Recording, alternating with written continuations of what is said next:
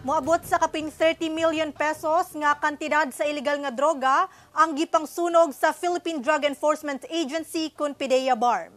Gipang sunog sa PDEA BARM pinaagi sa thermal destruction ang kaping 30 million nga kantidad sa illegal nga droga nga ilang nakumpiska sa gipang lusad nga operasyon batok illegal nga droga.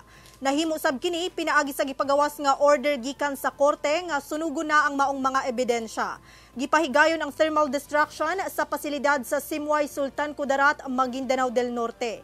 Misaksi sab sa aktibidad ang mga opisyales sa lokal nga kagamhanan, sakop sa media, korte ug law enforcement units. Sumala kang PDEA BARM Regional Director Christian Frivaldo nga pagpakita sab kini nga wala nila gina-recycle ang nakumpiskang droga sukwahi sa pagduda sa uban.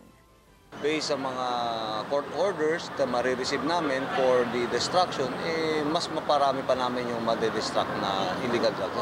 At any given time naman, basta meron kaming court orders na pwede namin pagsamasamahin para mag-destruct, gagawin natin ito.